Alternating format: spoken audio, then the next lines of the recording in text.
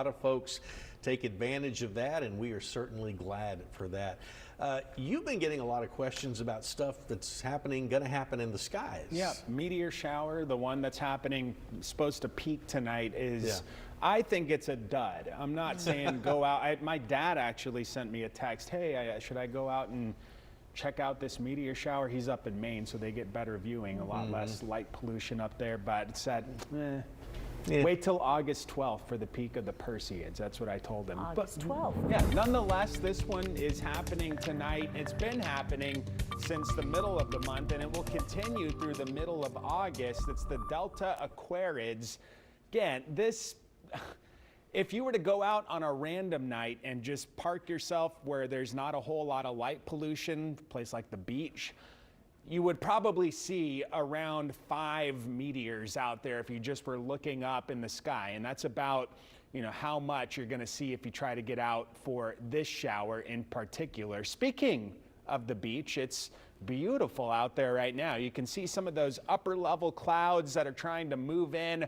Air quality is still moderate. It is very hot, 98. And if you recall, yesterday at this time, the heat index was lower than the air temperature. That was because the dew point was in the 40s and 50s. Today, it's back up into the middle 60s this afternoon, and that number is slowly going to be on the rise as we head into the weekend and next week. For the time being, Texas is quiet, but look at Louisiana.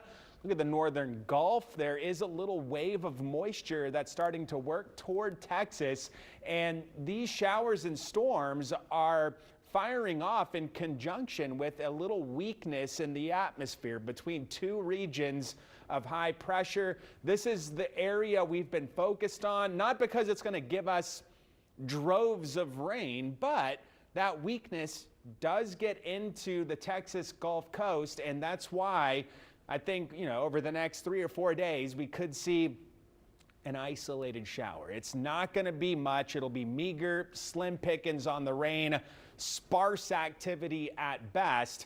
This high then gets really strong and moves toward the Panhandle, New Mexico, northwest of us, and that position tends to deliver drier flow aloft out of the north.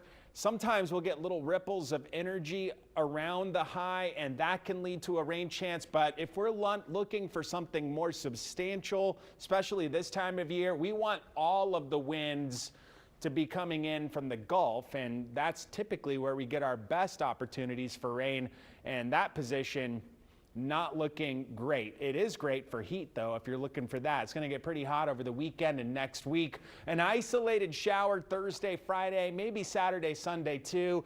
This little front is a big headline grabber nationally. It's not going to come this far south. May supply East Texas, the central part of the state, with some rain over the weekend.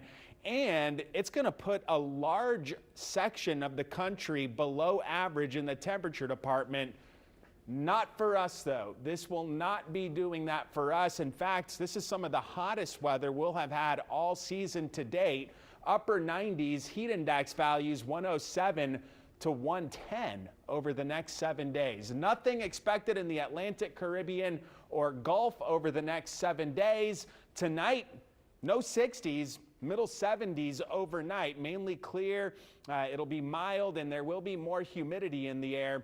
99 tomorrow with more humidity. Again, that heat index could be up around 110 tomorrow.